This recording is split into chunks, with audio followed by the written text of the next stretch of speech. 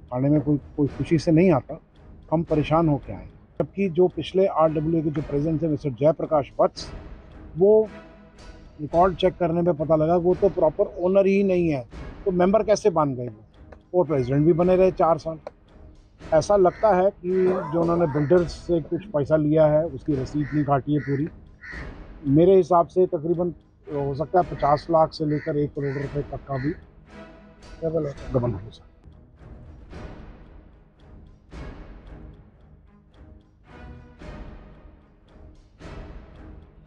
Fraud तो हुआ है ना, मतलब जबरदस्त फ्रॉड हुआ है।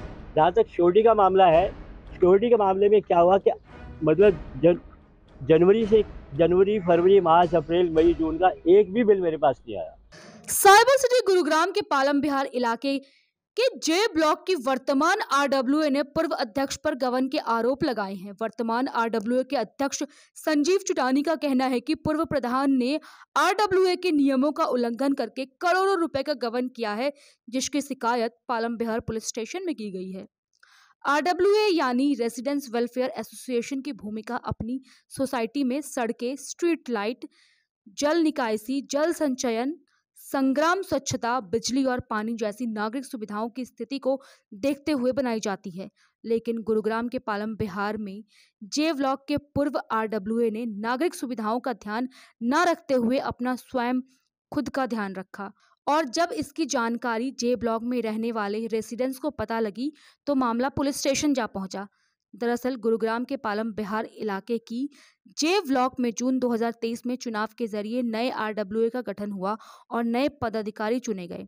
वर्तमान में जो आरडब्ल्यूए कमेटी ने इलाके में काम कराने की शुरुआत की, तो पूर्व आरडब्ल्यूए के प्रधान ने महीनों बीत जाने के बाद भी कोई डॉक्यूमेंट नई आरडब्ल्यूए को नहीं सौंपा। नतीजा यह रहा कि वर्तमान आरडब्ल्यूए को अपने इलाके में किसी भी तरह के कार्य कराने में समस्या आ रही है। जब वर्तमान आरडब्ल्यूए ने पूर्व प्रधान के काम की जांच करानी शुरू की तो पता चला ब्लॉक के प्रत्येक घर से सिक्योरिटी के रूप में जो चार्ज लिया जाता है उसमें करोड़ों रुपए का गबन हुआ है। हम आए थे, हम परेशान होके आए। थाने में कोई कोई खुशी से नहीं आता, हम परेशान होके आए। हमें 16 जून को चार्ज मिला था, 18 जून को चार्ज मिला था 2023 का। हमारे को कोई डॉक्यूमेंट्स इन्होंने प्रोवाइड नहीं किए, पुरानी आरडब्ल्यूए ने, एक्स आरडब्ल्यूए ने। और यहाँ पे जब हमने काम करना शुरू किया तो हमने ये डिस्कवर किया इसमें यहाँ पे फ्रॉड बहुत हो रखे थे। कोई रिकॉर्ड नहीं दिया, सिक्योरिटी की पेमेंट का मांगते थे, लेकिन वो वही चेकबुक भी इनके पास है, सारा कुछ इनके कागजात इनके पास है, ईमेल इनके पास है। जबकि डायरेक्टर डीआर ऑफिस वालों ने इनको डायरेक्शंस दे रखी थी। 8 सितंबर को इन्होंने कहा था कि 3 दिन में हमारे को सारे डॉक्यूमेंट्स हमारे को मुहैया कराए जाएं। ये इसका प्रूफ है। ये इनको नोटिस इशू हुआ था कि इनको 3 दिन में इन्होंने हमारे को ये सारे डॉक्यूमेंट्स हमारे को देने चाहिए। हमको दिए नहीं, और प्रेशर हम पे डालते हैं कि आप पेमेंट कर दीजिए। बैंक अकाउंट सीज पड़ा है। जब तक ये हमारे को सारी डॉक्यूमेंट्स नहीं देंगे, हम इनको वो कैसे करेंगे। फिर हमने इस वजह से आज हमने एक तो सिक्योरिटी चेंज कर ली, सिक्योरिटी को हमने चेंज करा और इनके खिलाफ हमने करा। जबकि जो पिछले आरडब्ल्यूए के जो प्रेसिडेंट थे मिस्टर जयप्रकाश वत्स, वो रिकॉर्ड चेक करने में पता लगा वो तो प्रॉपर ओनर ही नहीं है, तो मेंबर कैसे बन गए वो, और प्रेसिडेंट भी बने रहे 4 साल। तो ये इस वजह से हम यहाँ पे पुलिस स्टेशन में आके हमने इनसे मदद मांगी कि हमारे को स्मूथली काम करने दिया जाए। और अभी भी वो वसूली कर रहे हैं, वो वसूली को है, हमने उसको रोकने के लिए हमने ये कदम उठाया है। ये कभी वहाँ पे जो भी अंदर कोई वेंडर आता है उसे वसूली करते हैं, कोई ट्रक आता है उसे वसूली कर लेते हैं। अनकन्फर्म्ड सोर्सेज हैं, हमारे पास वो नहीं है, लेकिन ये कि हमारे को खबर तो मिल जाती है। कबाड़ी वाले ने एक हमको गवाह बन गया, वो हमारे पास आके कि मैंने इनको 10,000 रुपये दिए थे जी, जनवरी में 10,000 रुपये दिए थे, और कोई रसीद नहीं दी गई, कोई रसीद पर्चा नहीं है ऐसे। और पैरेलली इन्होंने वहाँ पे अपनी गवर्निंग बॉडी शुरू कर दी, चलानी शुरू। तकरीबन हमारे पास सिक्योरिटी का खर्चा हमारा तकरीबन 1.25 लाख के करीब बनता है, होता है। और कलेक्शन हमारे पास जो अब आनी शुरू हुई है जब से हमने मतलब गवर्निंग बॉडी की है, वो हमारी कलेक्शन 2 लाख रुपए से ऊपर जा रही है। 2 लाख रुपए से ऊपर जा रही है पर मंथ की 2.5 लाख रुपए के बीच में आ रही है।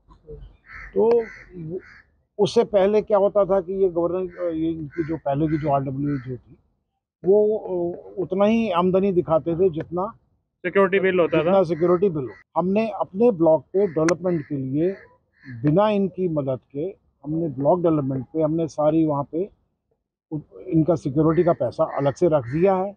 हमने जो पेमेंट इनको करनी है पेंडिंग बिल जो वो हमने रख दिए हैं और उसके अलावा हमने पूरी ब्लॉक डेवलपमेंट हमने पूरी चालू कर दी। अपनी सिक्योरिटी नहीं हटा रहे थे क्योंकि प्रेसिडेंट भी वही, एक्स प्रेसिडेंट भी वही, तो वाइस प्रेसिडेंट भी जो है वो सिक्योरिटी का ओनर है, वो अपनी वाइफ के नाम से, तो वो इलीगल बनता है।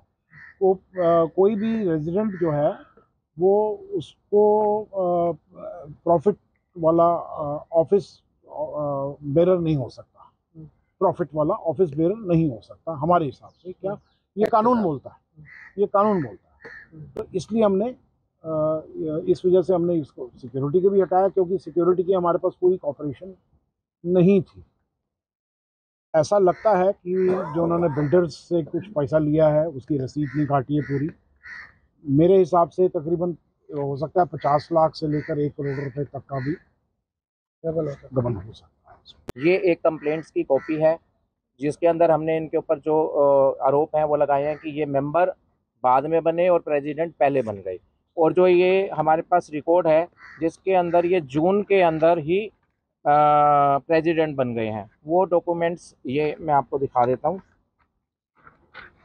और मेंबरशिप फॉर्म जो है वो इन्होंने 20/10/2020 को भरा है, जबकि ऐसा कभी नहीं होता कि आप मेंबरशिप फॉर्म बाद में भरेंगे और प्रेसिडेंट पहले बन जाएंगे। और दूसरी बात है कि जो एक मिस्टर अविनाश यादव हैं जो एक्स ट्रेजरर हैं, उन्होंने RTI एक्स कैटरी, उन्होंने ये MCG से RTI के थ्रू एक मिस्टर JP वत्स के रिगार्डिंग RTI लगा के पेपर लिया था कि इनके घर का ओनर कौन है।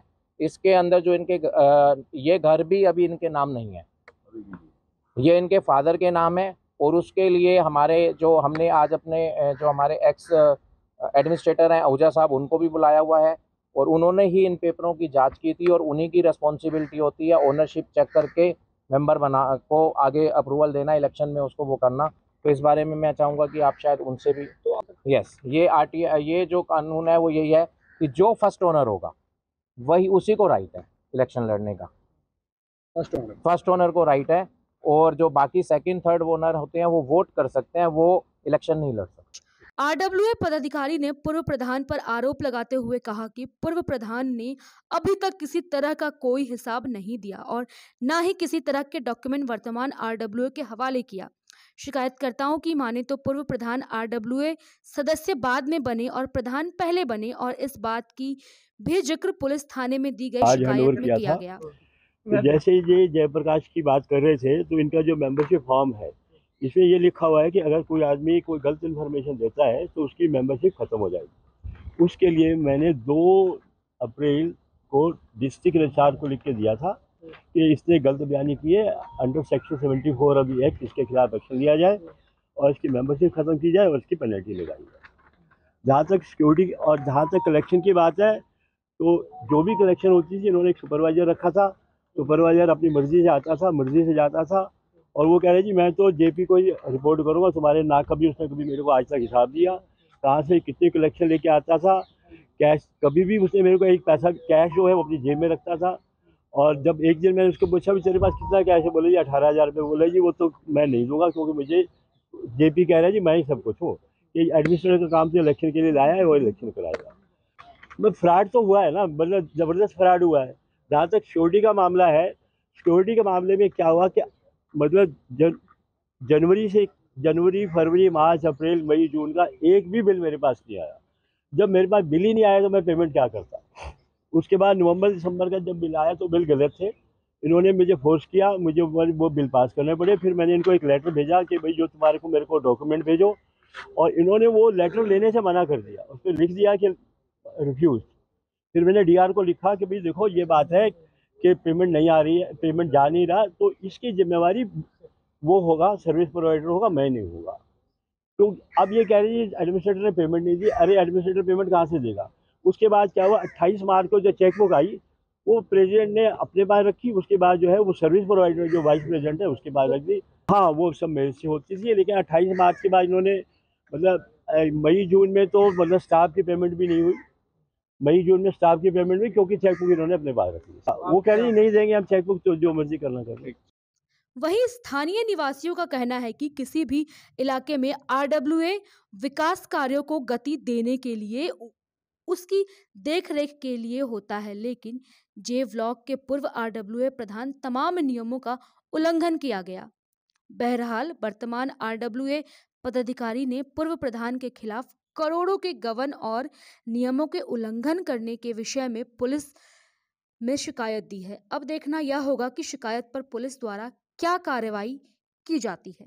देखिए जी, आरडब्ल्यूए ब्लॉक की भलाई, ब्लॉक की मेंटेनेंस, साफ सफाई, सिक्योरिटी और भी जो एक्टिविटीज़ हैं, जैसे कल्चरल एक्टिविटीज़ करनी, कोई दिन त्यौहार आया तो उस पर गैदरिंग करनी, पब्लिक गैदरिंग करनी, एक आप ब्लॉक में मतलब एक तरह से ब्लॉक को परिवार बना के उसको चलाने का काम होता है आरडब्ल्यूए का।